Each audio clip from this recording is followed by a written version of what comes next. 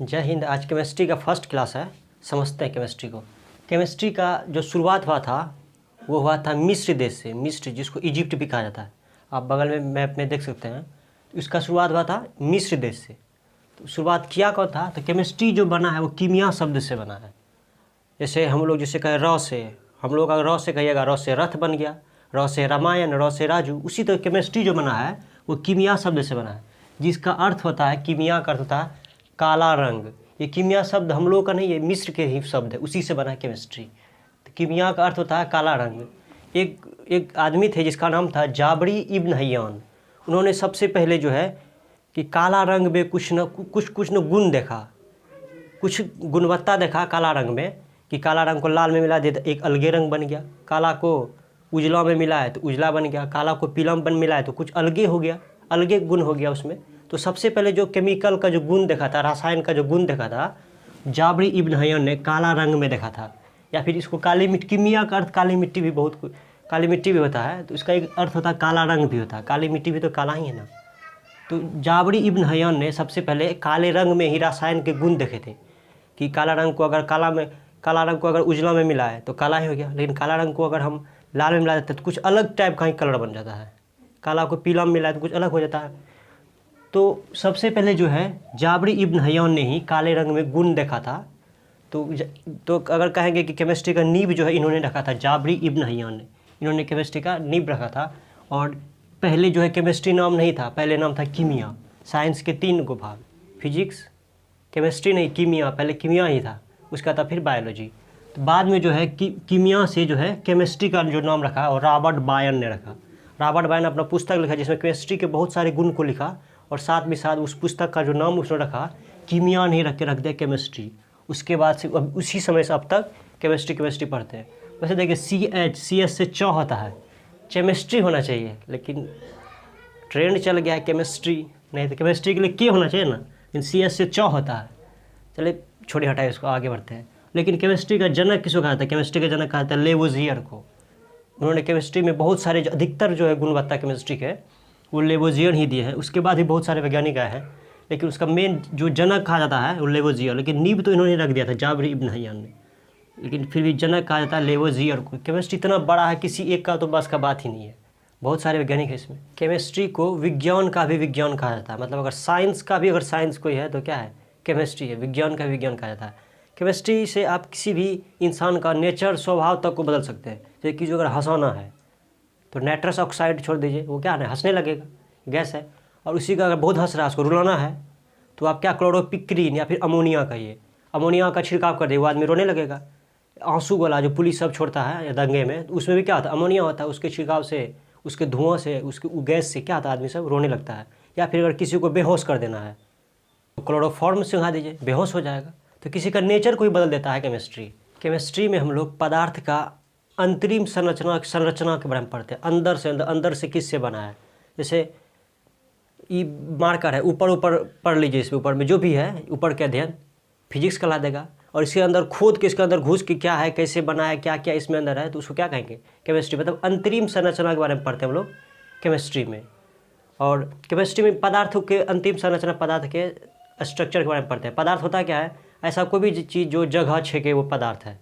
जैसे ये भी क्या है, पदार्थ है। दुनिया में लगभग हर चीज़ पदार्थ है। हवा भी क्या है, पदार्थ है, जो जगह छेके जिसमें भार हो। तो खाली एक जो है पदार्थ नहीं है, प्रकाश पदार्थ नहीं है। प्रकाश, जैसे प्रकाश जगह तो छेकता है, जैसे बल्ब जला है, पूरा रूम में जगह छेक लिया, पूरा रोशनी कर दिया, लेकिन प्रकाश का वेट ही नहीं होता है, उसका भार ही नहीं होता है। इसलिए खाली प्रकाश को छोड़कर बाकी दुनिया में सब कुछ पदार्थ है। हवा भी पदार्थ है, वो भी जगह छेकता है, उसमें भी भार होता है। जैसे पंखा घूम रहा है, पंखा चल रहा है, वो फिजिक्स के नियम से घूम रहा है। लेकिन पंखा जिससे बना है, जैसे पंखा के अंदर में क्या है, कॉपर है, तांबा, तो केमिस्ट्री ने ही बताया कि अगर आप तांबा में अगर आप बिजली गुजारिएगा ना तो तांबा नाचने लगेगा। तो फिजिक्स वाला बुद्धि लगा लिया, अच्छा तांबा में बिजली गुजराएंगे तो तांबा नाचने लगेगा, तो कोई बात नहीं, उसको हम लोग पंखा में लगा देते हैं। फिजिक्स ने पंखा में लगा दिया फिजिक्स के नियम से, और उससे क्या बन गया, पंखा बन गया, कि खूब तुम नाचते रहो और हमको खूब हवा मिलते रहेगा। केमिस्ट्री नहीं बताया कि जैसे कि फिलामेंट है, बल्ब का फिलामेंट जो बना है वो बना है किससे? बल्ब का फिलामेंट अगर बनना है जो है वो क्रिया जो फिजिक्स के रूल से बने हैं, फिजिक्स के नियम से। लेकिन बल्ब का फिलामेंट जो है वो फिलामेंट केमिस्ट्री नहीं बताएगा। अगर आप जो है टंगस्टन एक धातु, अगर उसमें अगर आप बिजली गुजारिएगा, करंट दीजिएगा, धारा प्रवाहित कीजिएगा, तो वो जो है ना चमकने लगेगा।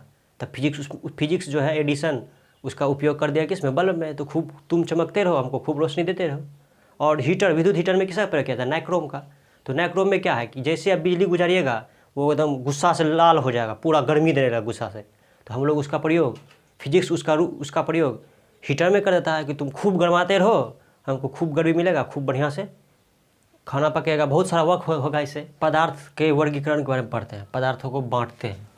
तो पदार्थ को दो तरह से बांटा जा सकता है, एक भौतिक आधार पे, मतलब आप ऊपर छू छा के देख लीजिए, वो हो गया भौतिक आधार। और एक होता है रासायनिक आधार, मतलब उसको खोद के उसके अंदर में घुस के पढ़े खूब बढ़िया से, तो वो हो गया रासायनिक आधार पे। तो हमको केमिस्ट्री में पढ़ना है, यही पढ़ना है रासायनिक आधार पे, और इसको पढ़ना है फिजिक्स में। तो इसको फिजिक्स वाला टॉपिक को फिजिक्स में पढ़ लेंगे, और अभी केमिस्ट्री वाला पढ़ते हैं इस वाला रासायनिक आधार पे। तो रासायनिक आधार पे पदार्थ दो तरह का होता है। पहला, चाहे तो शुद्ध होगा, बिल्कुल प्योर होगा, या फिर वो अशुद्ध होगा, मतलब उसमें कुछ मिला हुआ रहेगा, मिक्सचर है, कुछ दो चीज़ मिला हुआ रहेगा, जिसको हम लोग मिश्रण भी कहते हैं। और शुद्ध पदार्थ भी दो तरह के, एक होता है तत्व, एक हो गया यौगिक। तत्व वो होता है जिसमें अगर एक ही टाइप के अगर रहे तो उसको हम लोग तत्व कहेंगे। एक ही टाइप के कोई पदार्थ है उसको तत्व कहेंगे। और एक टाइप का नहीं, कोई दो गो रहेगा, अलग अलग कोई दो ठो रहेगा, तो उसको हम लोग क्या कहेंगे, यौगिक कहेंगे। जैसे तत्व, जैसे लोहा क्या है, एक तत्व है, Fe। लोहा में सिर्फ लोहे के ही कण है, दूसरा कुछ नहीं है। तो Fe लोहा, ये क्या है, तत्व है। कैल्शियम, ये भी क्या है, तत्व है। मतलब ये CaE मत देखिए, ये अलग है, ये अलग है, ये नहीं देखिए, मतलब ये तो इसका फॉर्मूला आता है, इसको सूचित किया जाता है Ca से, ये दोनों एक ही है, कैल्शियम। उसका आयरन तो ही गया, लोहा, कैल्शियम, सोडियम हो गया, ऑक्सीजन हो गया, ये सब क्या है, सारे तत्व है ये सब। क्योंकि इसमें सिर्फ एक ही चीज़ है, ऑक्सीजन के तो ऑक्सीजन के ही कण है, लोहा में तो सिर्फ लोहे के ही कण है, सोना है तो उसमें सिर्फ सोने के ही कण है, चांदी है तो सिर्फ चांदी के ही कण है। तो ये सब क्या हो गया, तत्व। और यौगिक क्या आ गया कि दो गो तत्व को मिला दीजिए, एक बढ़िया रेशियो मिलाइए, तो उसको क्या कहेंगे, यौगिक। मतलब अगर दो गो तत्व को आप मिला दीजिएगा तब वो यौगिक बन जाए। एक रेशियो में मिलाइए, जैसे तैसे नहीं, एक तरीका से मिलाइए ताकि यौगिक बन सके, कोई नया पदार्थ बन सके, तो उसको कहेंगे यौगिक। जैसे क्या कि जल एक क्या है, H2O, एक यौगिक है, इसमें हाइड्रोजन भी है, ऑक्सीजन भी है, तो जल क्या है, एक यौगिक है। और देख लेते हैं CaO, कैल्शियम ऑक्साइड, ये भी क्या है, एक यौगिक है। Ca, कैल्शियम एगो अलग हो गया और ऑक्साइड अलग हो गया, ये क्या हो गया, एक यौगिक हो गया। और बहुत सारे हैं, क्या सब देखिएगा, N2O, CaCO3, कैल्शियम कार्बोनेट, उसके बाद बहुत सारे हैं, ये सब सारे क्या हैं, यौगिक है। मतलब दो गो तत्व को मिला दीजिए एक बढ़िया रेशियो में, तब वो क्या यौगिक आपको दे देगा। और जैसे तैसे मिला दीजिएगा तब वो थोड़ी ना बन पाएगा H2O, पानी। एक रेशियो में मिलाइए तब क्या बन जाएगा, वो यौगिक बन जाएगा। वैसे ये सब पूछता नहीं है कि यौगिक का परिभाषा दिए, ऐसा थोड़ी ना पूछता है, ऑप्शनल रहता है। जनरल कंपटीशन में यही तो ऑप्शनल है, ये सब पढ़े, इसका परिभाषा वो पढ़े जो मैट्रिक में है। उसको पूछा जाता है तत्व किसे कहते हैं, परिभाषा दीजिए, यौगिक किसे कहते हैं, वो पढ़ेगा। हम लोग क्यों पढ़ेंगे, जनरल कंपटीशन में परिभाषा से कोई मतलब ही नहीं है। आपको 4 ऑप्शन रहेगा, टिक लगाइए जो सच है, जो सही है। और अशुद्ध में देखिएगा, एक होता है समांग, एक होता है विषमांग। समांग मतलब हुआ क्या, जैसे दो गो चीज़ को अगर मिला है, बढ़िया से मिल गया, पूरा आपको दिख नहीं रहा है, पता नहीं चल पा रहा है कि मिला है कि नहीं मिला है, इसको हम लोग कहेंगे समांग कहेंगे। और आप फिर दो गो चीज़ को मिला दिए, लेकिन इस बार क्या हुआ, पता चल रहा है आपको, तो वो क्या हो गया, विषमांग हो गया। जैसे हम पानी में चीनी को मिला दिए, एकदम खूब बढ़िया चीनी पानी मिल गया, शरबत बन गया, तो कोई देख के कह पाएगा कि इसमें चीनी घुला हुआ है, नहीं कह पाएगा। टेस्ट करेगा तब पता चलेगा, देख के नहीं कह पाएगा इसमें चीनी घुला हुआ है। तो ये क्या होगा, समांग मिश्रण हो गया, खूब बढ़िया से घुल गया है, दो चीज़ को मिला है, पते नहीं चल रहा है मिला है कि नहीं मिला है, तो इसलिए क्या हो गया, समांग हो गया। विषमांग क्या हुआ कि दो चीज़ को मिलाइएगा ना तो अच्छा से नहीं मिलेगा, आपको देख के लग जाए ओ कहाँ मिला है, तो वो क्या हो गया, विषमांग हो गया। जैसे आप क्या किए, पानी में बालू को मिला दीजिए, घोर दीजिए, तो बालू का कुछ कण पानी में घुला है, लेकिन बहुत सारे जो बालू नीचे पेंदी में बैठ जाता है, तो आप देख के कहते हो अच्छा से नहीं मिला है। मतलब अगर अच्छा से नहीं मिलेगा तो विषमांग हो गया, और अच्छा से मिल गया तो क्या हो गया, समांग हो गया। हम लोग एटम के बारे में, परमाणु के बारे में, तो एगो वैज्ञानिक थे, एगो आदमी था जिसका नाम था जॉन डाल्टन। वो क्या किया, ऐसे बैठे था, मन उन लग रहा था, वो क्या किया, कोई पदार्थ लिया और उसको जो है ना तोड़ते सबसे उसका छोटा कर निकाल लिया, तोड़ के एकदम पूरा मरोड़ दिया, पूरा पकड़ के, और उसका सबसे छोटका भाग जो है उसको खोद के निकाल लिया। ये मार्कर है, इसको तोड़ते एकदम पूरा इसका जो छोटका कण था, सबसे छोटका भाग, उसको निकाल लिया। कौन, जॉन डाल्टन। और वो कहा कि जो छोटका हम निकाले हैं ना, ये जो उसका टुकड़ा जो निकाले हैं तोड़ के, ये सबसे छोटका टुकड़ा जो निकाले हैं, ये उसी का नाम दे दिया, ये परमाणु है, एटम है। मतलब ये जो हम छोटका ठो निकाले हैं तोड़ ताड़ के, इसको हम बहुत तोड़े तब ये छोटका निकला है, और उसी का नाम दे दिया क्या, ये जो छोटका टुकड़ा जो निकाले, सबसे छोटका टुकड़ा, इसका नाम है एटम, परमाणु। परमाणु हम लोग खुली आँख से हम लोग नहीं देख पाएंगे, इसके लिए माइक्रोस्कोप का यूज़ करना पड़ेगा, तब हमको दिखेगा। और वो ये भी कहा जॉन डाल्टन कि हम जो निकाले हैं वो तोड़ के एकदम सबसे छोटका भाग निकाले हैं। मतलब अगर आप इसका भी टुकड़ा करिएगा ना तो टुकड़ा इसका नहीं होगा। मतलब जॉन डाल्टन के अनुसार कि परमाणु जो हम निकालें इसको और तोड़िएगा तो और नहीं टूटेगा, ये सबसे छोटका भाग है, परमाणु है। परम मतलब सबसे छोटका, अणु है, सबसे छोटका भाग है। कौन कहा? John Dalton. लेकिन बाद में आया रदरफोर्ड साहब, इसको भी तोड़ दिया, वो जो तोड़ के उसको भी तोड़ दिया, 3 भाग में, इलेक्ट्रॉन, प्रोटॉन, न्यूट्रॉन में। इसको समझते हैं। जॉन डाल्टन कहा था क्या कि परमाणु को जो है और तोड़ा नहीं जा सकता है। तो एक वैज्ञानिक थे रदरफोर्ड, वो कहा नहीं हम परमाणु को तोड़ेंगे। कैसे नहीं तोड़ा जा सकता है, हम तोड़ के दिखाएंगे। तो क्या किया रदरफोर्ड, एगो सोने का चादर लिया और उसको जो है पीट पीट बिल्कुल पूरा पतला कर दिया, खूब बढ़िया पतला कर दिया। या फिर ये कहिए कि सोने का एगो परमाणु लिया, क्योंकि वो परमाणु को तोड़ना चाह रहा था ना। तो सोने की चादर को पीट के वहाँ से एक परमाणु निकाला सोने की चादर से, और उस परमाणु में उन्होंने क्या किया, कौन? रदरफोर्ड। उन्होंने क्या किया कि उस परमाणु में, अब बोलेगा कि सोने का चादर ही क्यों लिया, सोना ही क्यों लिया, क्योंकि सोना का जो है आघात बदलता बहुत ज़्यादा होता है, उसको मतलब जितना भी पीटिएगा ना, पीटते खूब पतला हो जाएगा। ये सोने का गुण है, इसलिए उन्होंने सोने का चादर लिया, सोने का परमाणु लिया, ताकि उसको पीट के जो है बिल्कुल पतला किया जा सके। और जाके यहीं पे अगर मान लीजिए अगर लोहा का लेता तो लोहा में क्या है, आघात बदलता ज़्यादा नहीं होता है, उसको पीटिएगा थोड़ी देर में टूट जाएगा वो। और चांदी का क्या गुण है, उसे तन्यता ज़्यादा होता है। चांदी जितना खींचेगा, खूब खींचिए, वो बहुत लंबा खींचा चले जाएगा। वहीं पे लोहा के खींचेगा तुरंत टूट जाएगा। तो सोने का चादर लिया और उसमें क्या किया, गामा रेज को, उस जो परमाणु जो था, सोने की चादर का जो परमाणु था, उसमें जो है गामा रेज को, उसमें गामा रेज डाला। अब बोलेगा फिर गामा रेज क्यों डाला? क्योंकि गामा रेज में जो है ना छेदने का क्षमता बहुत ज़्यादा होता है, वो पूरा छेद छाद के पूरा निकल जाएगा। परमाणु बम में क्या होता है, परमाणु बम जब ब्लास्ट करता है तभी जो आदमी मरा तो मरवे क्या, उसका जो परमाणु बम जो यूरेनियम से बना है उसमें जो है गामा रेज निकलते रहता है। तो जिससे होता क्या है कि यही गामा रेज जिस आदमी के भी शरीर में जाता है उसको छेद के पूरा निकल जाता है, तो उसका क्या हो जाता है, पूरा मांस झड़ के निकल जाता है, पूरा गिर जाता है। तो मेन एटम बम से जो क्षति होता है, प्रदूषण होता है। पहले जो ब्लास्ट किया उसमें जो क्षति हुआ ही, उसके बाद जो है यूरेनियम से गामा रेज निकलता है, जो भी सांस लेता है उसके द्वारा गामा रेज उसके शरीर के अंदर चले जाता है, फेफड़ा को पूरा तरह से गला देता है, या शरीर में तरह की बीमारी हो जाता है, आदमी क्या हो जाता है, मर जाता है। मेन परमाणु बम से ये होता है कि उसका जो प्रदूषण है सबसे बड़ा होता है, जो ब्लास्ट होने के बाद 2, 4, 5 दिन बाद वो फैलता है। तो उन्होंने क्या किया, गामा रेज को लिया, ये पॉजिटिव किरण है, तो उसको क्या किया, इसको जो है इसी सोने के चादर में इसको गामा रेज को मारा। जैसे अभी बल्ब जल रहा है, यहाँ से क्या निकल रहा है, फोटॉन्स निकल रहे हैं। तो फोटॉन्स अगर मान लीजिए फोटोन लेता, सिंपल सा टॉर्च जला देता, तो उसमें फोटॉन्स में क्या होता है, छेदने का क्षमता नहीं होता, तो वो इसको छेद ही नहीं पाता, उधर जा ही नहीं पाता, तो खोज कैसे करता। इसलिए उसने क्या किया, गामा रेज को लिया, इसको छेदने का क्षमता बहुत ज़्यादा होता है और ये पॉजिटिव किरण होता है। तो गामा रेज को जब उन्होंने उस सोने की चादर में जैसे ही मारा गामा रेज को, जैसे उसमें प्रवाहित किया, तो उन्होंने देखा कि मैक्सिमम जो गामा रेज था इधर वाला, वो सीधा एकदम बिल्कुल एकदम सीधे निकल गया, कोई दिक्कत इसको नहीं हुआ, पूरा छेद छाद के पूरा बढ़िया से निकल गया। फिर कुछ बड़ा इधर, तो ये भी देखा कि जो ये सब किरण जो है आराम से चले गया, कोई इसको दिक्कत नहीं, कोई समस्या नहीं, आराम से चल गया। तो उन्होंने कहा, कौन, रदरफोर्ड ने कहा कि परमाणु जो बोला था वो कि हम तोड़ नहीं सकते हैं, लेकिन हमने देखा परमाणु में गामा रेज को डाल के कि परमाणु का मैक्सिमम भाग खाली है, खोखला है, तभी तो ये सब चल गया। अगर खोखला नहीं होता तो इसको रोक लेता। मैक्सिमम जो है, मैक्सिमम भाग क्या होता है, खोखला होता है। परमाणु का अधिकांश भाग खोखला होता है। ये बात कौन बताया, रदरफोर्ड ने, गामा रेज भेज के।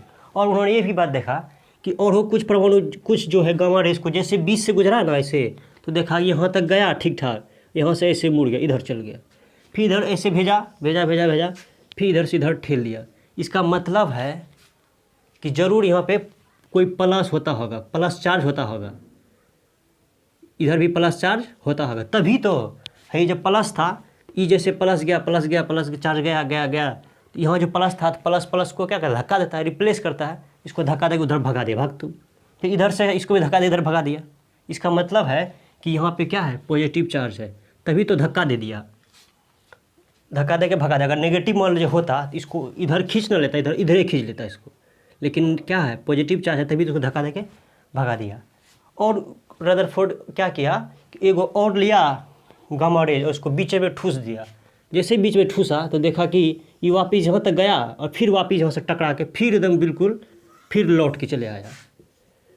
मतलब कि इसका मतलब है बीच में कुछ है, परमाणु के बीच में कुछ है, मतलब कुछ है एकदम स्ट्रॉन्ग टाइप का। तभी तो ये जब गामा रे जो कि पूरा छेदने की क्षमता, जो कि पूरा छेद छाद के निकल जाता है, ये भी जो है निकला नहीं, वहाँ से टकरा के वापिस ये लौट गया।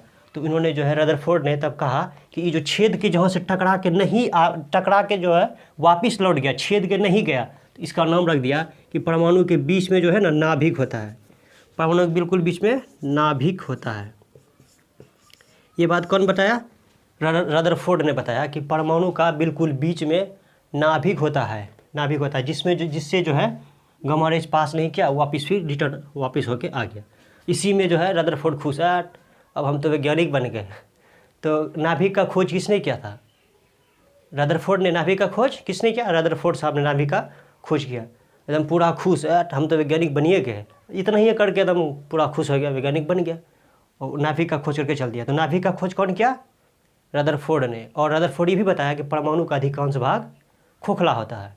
उसके बाद आए गोल्डस्टीन। वो कहा अरे वाह, हमारा दोस्त रदरफोर्ड वो तो वैज्ञानिक बन गया है, हम नहीं बने हैं, हम भी बनेंगे वैज्ञानिक। तो उसका बाद आया कौन? गोल्डस्टीन। गोल्डस्टीन ने क्या किया कि वो जो है बीच में जो नाभिक जो बता के दिया था रदरफोर्ड ने, तो उसको क्या किया, नाभिक में जाकर खोदने लगा, खखोरने लगा। नाभिक में खोद के वो फिर से वहाँ से वो चीज़ खोद के निकाल के लेते आया और आके पूछा रदरफोर्ड को कि इठो क्या है, इठो क्या है? कहा इठो कौन चीज़ है, हम नहीं जानते। कहता आप नहीं जानते हैं, इसका मतलब हम भी वैज्ञानिक बन गए। तो कौन आया उसके बाद? गोल्डस्टीन। गोल्डस्टीन ने किसका खोज कर दिया? गोल्डस्टीन।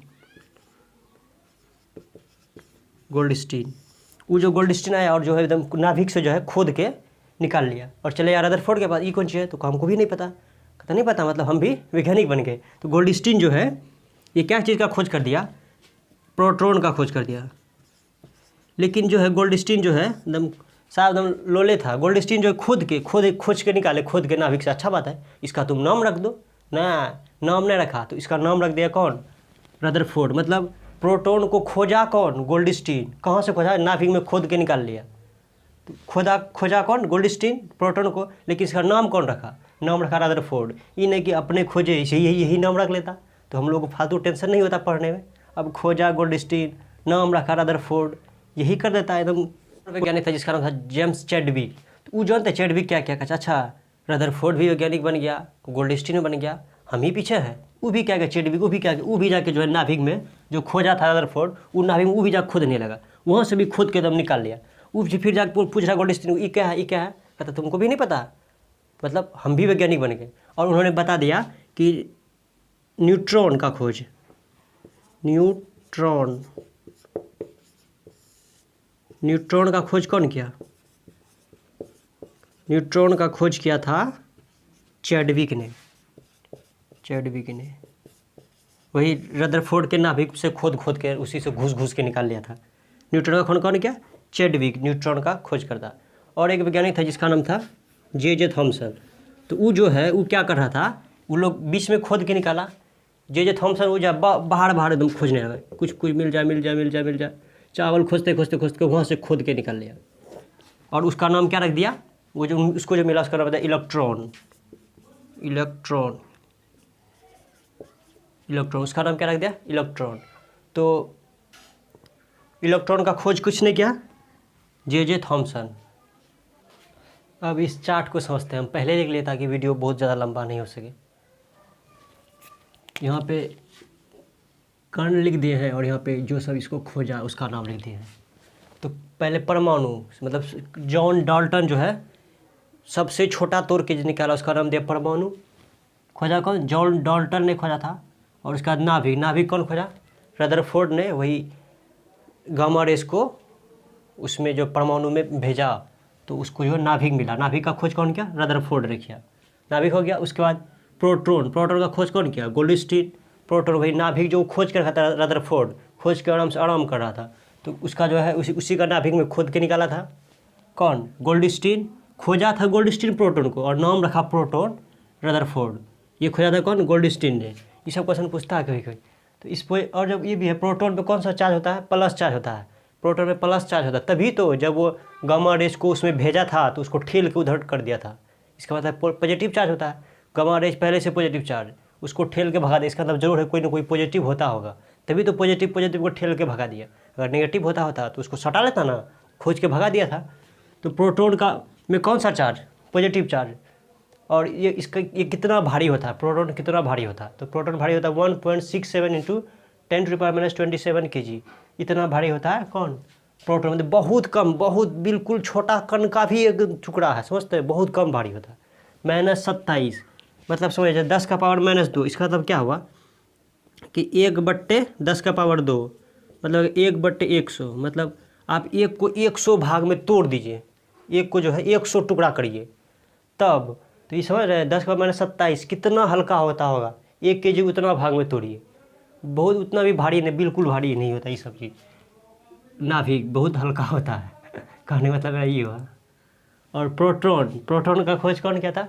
गोल्डस्टीन। हाँ ये तो हो गया प्रोटॉन। अब न्यूट्रॉन का खोज करते हैं। न्यूट्रॉन का खोज कौन किया था? चैडविक ने किया था। कहाँ से इसको खोज किया था? इसी रदरफोर्ड का नाभिक से खोज के निकाला था।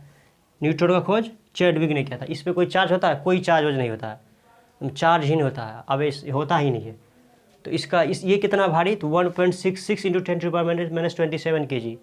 मतलब इससे और इससे लगभग सेम ही है, ये थोड़ा सा कम है। और उसका इलेक्ट्रॉन का खोज कौन किया था? J Thomson. वही जो है परमाणु का जो बाहर में खोज के निकाला था। कौन? J Thomson. तो इलेक्ट्रॉन का खोज जे थॉमसन। इलेक्ट्रॉन में कौन सा चार्ज? Negative charge. ये कितना भारी? तो 9.1 इंटू 10⁻⁻21 kg। तो इन दोनों से भी ये -21 है। नेगेटिव में जितना ज़्यादा जाएगा उतना कम होते जाएगा। तो ये हो गया सबका। इसका एक स्क्रीनशॉट ले लीजिए इसका। जैसे कहे परमाणु, तो आपके दिमाग में ऐसा फोटो आना चाहिए। परमाणु क्या है? कोई भी पदार्थ का सबसे छोटका टुकड़ा, एकदम सबसे छोटका, एकदम तोड़ दीजिए। परमाणु भाग जिसके बीच में हो जाता है, इसको कहा जाता है नाभिक। इसका खोज कौन किया था? रदरफोर्ड ने किया था इसका खोज। और इसके बगल में इस तरह के जो होता है, इस तरह जो इसमें जो इलेक्ट्रॉन घूमते रहता है, इसको कहा जाता है कक्षा, ऑर्बिट। इसमें बहुत सारे इलेक्ट्रॉन्स घूमते रहते हैं, चक्कर लगाते रहता है। अब समझते हैं परमाणु का भार। परमाणु हो गया, तो परमाणु कितना भारी होगा? परमाणु भार, ये सब इलेक्ट्रॉन्स इसके बाहरी कक्षा में घूमते रहते हैं। इलेक्ट्रॉन को आवारा कण कहा जाता है, मतलब इसका कोई भरोसा नहीं है। अभी यहाँ पे है, कुछ समय बाद इसको जो है भाग जाएगा, कक्षा छोड़ के भाग जाएगा। और फिर क्या होगा? फिर कभी क्या होगा? किसी को उधर से फंसा के लेते आएगा, इसको इस पर ला के रख देगा। इसको आवारा कण कहा जाता है। इसका कोई गारंटी नहीं। अभी है, थोड़ा देर भाग जाएगा, फिर किसी ऊपर के लेते भी आएगा। ये परमाणु हो गया। जैसे परमाणु बोले बताइए पूरा हो गया, पूरा परमाणु हो गया। तो उसको जूम करके देखेगा पूरा इस तरह से, तब ये परमाणु हो गया। आप समझते हैं परमाणु का भार कितना भार होगा? परमाणु, इलेक्ट्रॉन, प्रोटॉन, न्यूट्रॉन का तो भार देख ही लिए। आपका ये कितना भारी होगा? पूरा परमाणु कितना भारी होगा? तो परमाणु भार समझते, परमाणु भार, एटॉमिक वेट। इतना ठो नहीं लिखता है परमाणु भार, इतना नहीं लिखे, आप सीधा ए लिख दीजिए। ए मतलब परमाणु भार या एटॉमिक नंबर, एक जस्ट संकेत है। इतना बड़ा कौन लिखा? डायरेक्ट ए लिख देगा। तो परमाणु भार में मतलब ये पूरा का भार, ये पूरा कितना भार है? इसमें कौन कौन है? प्रोटॉन भी है और न्यूट्रॉन भी है, साथ में साथ इलेक्ट्रॉन भी है। तो लेकिन जो है एटॉमिक नंबर में जो होता है P+N होता है। मतलब एटॉमिक नंबर में जो है खाली आप जो है प्रोटॉन को जोड़ दीजिए और न्यूट्रॉन को जोड़ दीजिए, यही हो गया पूरा परमाणु का भार। इलेक्ट्रॉन को नहीं जोड़ा जाता है, क्योंकि इलेक्ट्रॉन का भार बिल्कुल ही कम होता है, लोगों से भी कम होता है। -31 होता है पावर, 10⁻⁻31, बहुत कम होता है। लीजिए ना लीजिए, इसलिए बात बराबर है। इसलिए कहता है भाग तू बहुत है, तुम उसको लेंगे ही नहीं। इलेक्ट्रॉन को नहीं लिया जाता। वैसे भी इलेक्ट्रॉन आवारा कण है, अभी यहाँ पे है, कुछ समय बाद भाग जाएगा, फिर किसी को उधर से फंसा के लेते आएगा। तो इसका कोई भरोसा नहीं इलेक्ट्रॉन का, और भी उससे भी बहुत हल्का होता है। इसको लीजिए ना लीजिए, बात बराबर है। तो एटॉमिक नंबर होना तो चाहिए तीनों चीज़, क्योंकि एटम पूरा है, इसमें इलेक्ट्रॉन भी है, प्रोटॉन भी है, न्यूट्रॉन भी है। लेकिन इलेक्ट्रॉन इतना ना कम भार का होता है, 10⁻⁻31, कि उसको लीजिए ना लीजिए बात बराबर है, इसलिए इसको नहीं लिया जाता। और फिर वैसे भी इलेक्ट्रॉन का कोई खास जगह नहीं है, वो बाहर में घूमता है, कभी भाग गया तो कभी कुछ कर दिया, कोई उसका गारंटी नहीं, इसलिए उसको नहीं लिया जाता है। सिर्फ प्रोटॉन और न्यूट्रॉन, इलेक्ट्रॉन को लीजिए ना लीजिए बात बराबर है। तो एटॉमिक नंबर का एक फॉर्मूला हो गया ए बराबर पी प्लस एन, मतलब प्रोटॉन को जोड़ लीजिए, न्यूट्रॉन को जोड़ लीजिए, मतलब खाली केंद्र को जोड़ लीजिए, यहाँ पे सेंटर को, नाभिक को जोड़ लीजिए, खाली न्यूक्लियस इसी को जोड़ लीजिए। इसी का भार को जो है पूरा परमाणु का भार कहा जाता है। खाली बीच वाला जितना भारी है यही जो है पूरा परमाणु है, पूरा परमाणु उतना ही भारी होगा।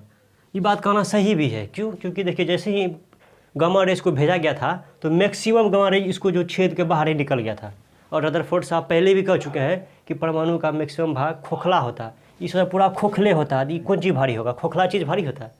नहीं होता है ना। तो मेन होता है इसका भारी खाली पी प्लस एन, खाली न्यूक्लियस का केंद्र का, इसको पी प्लस एन, ए बराबर हो गया P plus N. Atomic weight समझ लिए, परमाणु भार। अब परमाणु क्रमांक समझते हैं, परमाणु का कितना रोल नंबर होगा, परमाणु की का संख्या कितना है वो समझते हैं। परमाणु क्रमांक, एटॉमिक नंबर, एटॉमिक या परमाणु क्रमांक, परमाणु क्रमांक मतलब परमाणु का नंबरिंग, कितना नंबर में है ये परमाणु। तो परमाणु क्रमांक में जितना ही प्रोटॉन होता है उतना, कहते किसी भी परमाणु में है जितना प्रोटॉन होगा उतना ही न्यूट्रॉन होगा। हम लोग तो गिने नहीं है, हम लोग कौन गिना है? वैज्ञानिकों ने बताया, वही आज चल रहा है कि कोई भी परमाणु में जितना प्रोटॉन होगा उतना ही न्यूट्रॉन होगा। इलेक्ट्रॉन का भरोसा नहीं है, इलेक्ट्रॉन उतना हो भी सकता है या फिर नहीं भी हो सकता है। आवारा का नहीं, भाग जाएगा, घट जाएगा, फिर किसी को लेते आएगा तो फिर बढ़ जाएगा। तो वही कहा गया है कि इसमें जो है परमाणु क्रमांक में चाहे तो आप प्रोटॉन को जोड़ लीजिए, चाहे तो प्रोटॉन को जोड़ लीजिए, परमाणु क्रमांक को जेड से स्विच के, इतना बड़ा नहीं लिख के सीधा जेड लिख देते हैं, जेड स्विच करते हैं। तो अगर आप परमाणु क्रमांक चाहते हैं कितना नंबर पे है तो आप क्या करिए, चाहे तो प्रोटॉन को जोड़ लीजिए, सीधा प्रोटॉन को जोड़ लीजिए, जितना प्रोटॉन होगा वही होगा परमाणु क्रमांक। यानी तो अगर प्रोटॉन नहीं जोड़ेंगे मतलब आप न्यूट्रॉन को जोड़ लीजिए जो कि केंद्र में है, चाहे तो आप न्यूट्रॉन को जोड़ लीजिए। इलेक्ट्रॉन को जोड़िएगा, हाँ इलेक्ट्रॉन को भी जोड़िएगा, तो स्पेशली जो है जोड़ा जाता है, चाहे तो प्रोटॉन को जोड़िए या फिर न्यूट्रॉन को जोड़िए। इलेक्ट्रॉन को नहीं जोड़ा जाता है, इलेक्ट्रॉन आवारा कण है, उसका कोई भरोसा नहीं। तो जेड बराबर क्या है, चाहे तो पी प्रोटॉन को जोड़ लीजिए या फिर न्यूट्रॉन को जोड़ लीजिए। जेड बराबर पी होता है या फिर जेड बराबर N, P for proton N for neutron. Electron को भी जोड़िएगा लेकिन वो एक्चुअल में आपको नंबर नहीं देगा। क्या पता है वो इलेक्ट्रॉन कक्षा छोड़ के चले गया है या फिर किसी को पकड़ के लेता आया है। तो ये इलेक्ट्रॉन की संख्या बढ़ते घटते रहता है, कभी बढ़ जाएगा तो कभी घट जाएगा। इसलिए कहा गया कि अगर आपको एटॉमिक नंबर निकालना है परमाणु क्रमांक, चाहे तो आप प्रोटॉन को जोड़िए जो कि केंद्र में, या फिर न्यूट्रॉन को जोड़िए, इलेक्ट्रॉन को मत जोड़िए। इलेक्ट्रॉन को जोड़िएगा तो आपको एक्चुअल जो है नहीं बताएगा कि कितना है, क्या पता इसका संख्या बढ़ चुका है कक्षा में या फिर इसका संख्या घट चुका है। तो जेड बराबर हो गया पी बराबर एन, फिर एन बराबर ई फॉर इलेक्ट्रॉन। समझते हैं कि परमाणु जो है, ये परमाणु है, इसको जो है मापा जाता है कि इसका साइज कितना होता है। तो ये पूरा परमाणु इसका जो साइज होता है 10⁻⁻10 मीटर, बहुत साइज में छोटा, -10, समझ रहे हैं। एक को आप 10⁻10 भाग में तोड़िए, उतना मीटर का होता है। परमाणु का साइज 10⁻10 मीटर होता है। और नाभिक इसके बीच में है, ये तो और हो छोटा होगा, परमाणु इतना बड़ा होता है तो इसका आकार होगा 10⁻⁻15 मीटर। माइनस में जितना ज़्यादा जाएगा उतना छोटे होते जाता है। तो इसी को कहा जाता है परमाणु का जो साइज 10⁻10 मीटर है, इसको इतना नहीं कहा जाता एंगस्ट्रॉम। मतलब परमाणु को किस में मापेंगे? एंगस्ट्रॉम में। इतना नहीं कहा जाता एंगस्ट्रॉम। तो एक एंगस्ट्रॉम बराबर कितना? 10⁻10 मीटर। और जो नाभिक का साइज 10⁻15 मीटर होता है तो इतना नहीं कहा जाता फर्मी। नाभिक का आकार किस में मापा जाता है? फर्मी में। और कहेगा एक फर्मी कितना होता है? 10⁻15 मीटर। इसको एंगस्ट्रॉम, इसका साइज एंगस्ट्रॉम में मापा जाता है। अब इस टाइप के प्रश्न को करते हैं, आर्गन, कैल्शियम, फिर क्लोरीन। इसका फॉर्मूला दिया हुआ है, इस सब का दिया हुआ है। अब इसमें कितना, जैसे आर्गन है, आर्गन को अगर आप, या फिर कैल्शियम है या फिर क्लोरीन है, इसको अगर आप तोड़िएगा एकदम साफ छोटा करके, उसका अगर एक परमाणु निकाल लीजिएगा तो इसे पूछा जाएगा उस परमाणु का भार कितना होगा, आर्गन का, उसका भार कितना होगा, उसका संख्या कितना होगा, मतलब उसमें कितने इलेक्ट्रॉन, प्रोटॉन, न्यूट्रॉन होंगे, और उस इलेक्ट्रॉन, प्रोटॉन, न्यूट्रॉन का कितना वेट होगा। यही सब इस टाइप के क्वेश्चन को करते हैं। जैसे आर्गन का दे दिया 1840, कैल्शियम का 20-40। अब कहेगा कि इसका भी 40 उसका भी 40, ऐसा क्यों? तो दो आदमी का भार भी तो बराबर हो सकता है, ऐसे हो सकता है ना, जैसे दो आदमी है तो दोनों का वेट सेम भी तो हो सकता है। इसका 39 पॉइंट समथिंग होता है, मिला लगभग 40 नहीं समझ आता है। और इसका कैल्शियम का 40.01 ऐसे कुछ होता है, तो इसको लगभग 40 समझ आता है। तो ऊपर में जो इस फॉर्मूला लिखा हुआ है, ऊपर में ये भार होता है, परमाणु का भार, परमाणु जब भी देख लिए, परमाणु मतलब बीच में न्यूट्रॉन होगा, प्रोटॉन होगा, बगल बगल पूरा कक्षाओं में इलेक्ट्रॉन चक्कर लगाएगा। परमाणु को पूरा ठो परमाणु का भार कितना होगा 40। ये परमाणु भार है। जैसे परमाणु भार में इलेक्ट्रॉन को तो जोड़ा ही नहीं जाता है। परमाणु भार,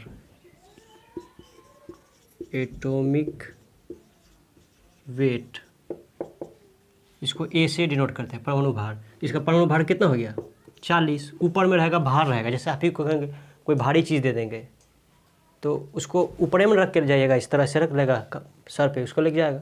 मतलब कोई भी भारी चीज़ ऊपर में आदमी रखता है, ऊपर में रख के जाता है, तो ऊपर में जो है ये क्या है परमाणु भार है। ये भी क्या है परमाणु भार है। ये भी परमाणु भार, भारी चीज़ ऊपर में ही रख के आदमी चलता है।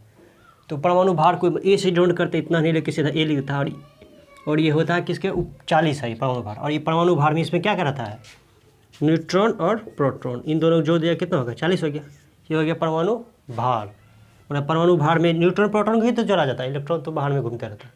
और ये जो नीचे है इसको नीचे कहा जाता है परमाणु संख्या। परमाणु संख्या, इसमें चाहे तो आप परमाणु संख्या, इसमें आप प्रोटॉन को जोड़ लीजिए या फिर न्यूट्रॉन को जोड़ लीजिए या फिर इलेक्ट्रॉन को जोड़ लीजिए। इलेक्ट्रॉन को भी जोड़ सकते हैं, एग्जैक्ट इलेक्ट्रॉन नहीं देता है, मतलब प्रोटॉन या फिर न्यूट्रॉन को जोड़ सकते हैं। तो इसमें कहेगा आर्गन का ये दे देगा, कहेगा इसका परमाणु भार कितना है, इसका परमाणु भार 40 है। परमाणु भार 40 हो गया। अब कहेगा इसी में इलेक्ट्रॉन की संख्या कितना है जो बाहर में घूम रहा है, तो इसका इलेक्ट्रॉन की संख्या कितना हो जाएगा। इलेक्ट्रॉन यही ना है, इलेक्ट्रॉन कहिए या फिर प्रोटॉन कहिए, दोनों का संख्या सेम ही होता है। ये कितना हो गया 18 हो गया। मतलब इसमें 18 हो गया इलेक्ट्रॉन या प्रोटॉन की संख्या। अब फिर कहेगा न्यूट्रॉन की संख्या कितना होगा, न्यूट्रॉन की संख्या कितना होगा। कोई भी चीज़ में क्या हो सकता है, इलेक्ट्रॉन हो सकता है, प्रोटॉन, न्यूट्रॉन, ये तो हो सकता है। इलेक्ट्रॉन कहिए या प्रोटॉन कहिए, 18 हो गया। न्यूट्रॉन की संख्या कितना होगा। अब देखिए यहाँ से ए बड़ा है n+p, मतलब न्यूट्रॉन और प्रोटॉन को जोड़ेगा तो 40 होगा। न्यूट्रॉन प्रोटॉन को जोड़ेगा तो 40 होगा। उसमें से हमको प्रोटॉन पता है 18 है प्रोटॉन, तो इसमें आप रख दीजिए। तो न्यूट्रॉन कितना हो जाएगा 40। तो न्यूट्रॉन इसमें कितना हो जाएगा 40 - 18, न्यूट्रॉन हो गया 22।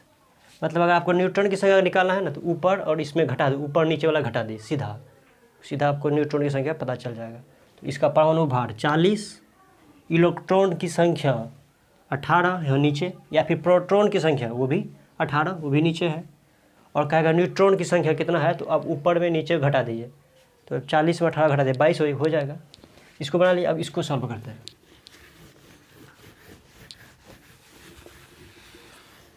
इसमें परमाणु भार ए कितना हो गया 40 है परमाणु भार। परमाणु भार में हम लोग क्या जोड़ते हैं, न्यूट्रॉन को जोड़ते हैं या फिर प्रोटॉन को जोड़ते हैं। कितना है 40 है। और ये परमाणु संख्या है, जेड है। परमाणु संख्या कितना है 20 है। जेड बोलिए या फिर इसे प्रोटॉन को जोड़ते हैं हम लोग या फिर इलेक्ट्रॉन को जोड़ते हैं। जेड 20 हो गया, प्रोटॉन 20 हो गया, इलेक्ट्रॉन 20 हो गया, और इसका परमाणु भार 40 हो गया। तब पूछेगा न्यूट्रॉन कितना, इलेक्ट्रॉन प्रोटॉन बता दें, न्यूट्रॉन भी बताइए। तो न्यूट्रॉन कितना हो जाएगा, इसको इसमें घटा, ऊपर नीचे कर दीजिए, घटा दीजिए। न्यूट्रॉन की संख्या 40 में 20 घटा दीजिए 20। अगर ऐसे बना है न्यूट्रॉन की संख्या P 20 है, 40 प्लस इधर जाएगा माइनस, प्रोटॉन की संख्या कितना हो गया 20 हो गया। ये भी सॉल्व हो गया। अब इसको सॉल्व करते हैं। तो इसका नीचे है, नीचे में क्या है प्रोटॉन की संख्या 17, प्रोटॉन की संख्या इलेक्ट्रॉन की संख्या होती है। इलेक्ट्रॉन भी कितना हो गया 17, इलेक्ट्रॉन प्रोटॉन हो गया। और ऊपर में क्या है ये ए है, एटॉमिक वेट है कितना 35 है। ये क्या होता है एटॉमिक वेट पे हम लोग क्या जोड़े थे, इलेक्ट्रॉन को तो भगा दिए थे, इलेक्ट्रॉन नहीं जोड़े थे। न्यूट्रॉन और प्रोटॉन 35 है, दोनों को जोड़ के इनमें से प्रोटॉन कितना है 17 है, तो इसके जगह 17 रख दीजिए 35। तो न्यूट्रॉन कितना हो गया 18। मतलब आपको दे देगा क्लोरीन, इसका फॉर्मूला 35 17 दे दिया है। इसमें आपको पूछ रहा बताइए क्लोरीन को अगर हम तोड़ेंगे, तोड़ के तो बिल्कुल छोटका कर देंगे, एकदम साफ छोटका परमाणु। तो उसमें जो है उसको जो परमाणु जो हम निकाल लेंगे क्लोरीन का, उस परमाणु का जो है कितना भार होगा, तो उसका भार परमाणु भार कितना होगा 35, उसका परमाणु का भार 35 होगा। उसके बाद जाके इसमें फिर पूछेगा प्रोटॉन कितना होगा 17।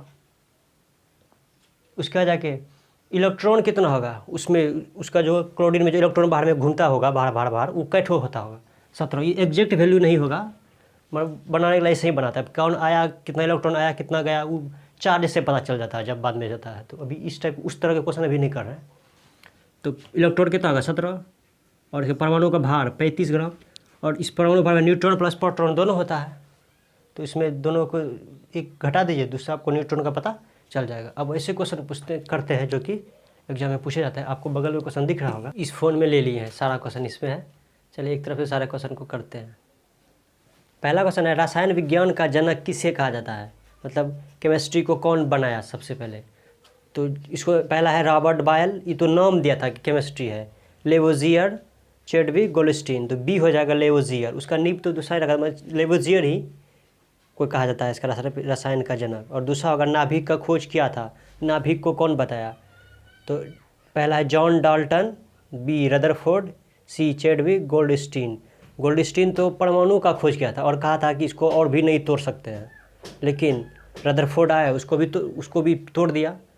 और नाभिक का खोज किसमें किया, इसमें क्या होगा बी रदरफोर्ड, इन्होंने नाभिक का खोज किया था। और फिर है सी है परमाणु का खोज कौन किया, परमाणु का खोज किसने किया था। तो यह है John Dalton, Rutherford, Chadwick, Goldstein. परमाणु का खोज किसने किया था, गोल्डस्टीन। उन्होंने कोई पदार्थ को तोड़ के बिल्कुल छोटा सा पार्ट निकाला था जिसका नाम उन्होंने परमाणु दिया था।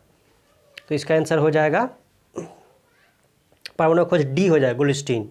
और चौथा है न्यूक्लियस में होता है, न्यूक्लियस में क्या क्या रहता है, वही केंद्रक में बीच में क्या क्या रहता है। अभी जो पिक्चर बनाते हैं ना, तो इलेक्ट्रॉन बार घूमता है, उसके बीच में क्या है, उसी का जाता है न्यूक्लियस। उसमें क्या क्या होता है, पहला इलेक्ट्रॉन, बी प्रोटॉन, सी न्यूट्रॉन, और डी है प्रोटॉन और न्यूट्रॉन। तो क्या हो जाएगा डी, प्रोटॉन भी रहता है न्यूट्रॉन भी रहता है, बीच में, केंद्र में, सेंटर में, बगल में तो इलेक्ट्रॉन घूमते रहता है। इसका क्या हो जाएगा डी हो जाएगा। और 5 नंबर में है इलेक्ट्रॉन का खोज किसने किया था, इलेक्ट्रॉन को आविष्कार, इलेक्ट्रॉन का खोज किसने किया था।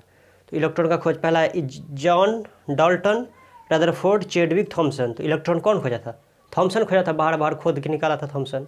5 हो गया। अब छठा नंबर है प्रोटॉन का खोज किसने किया था।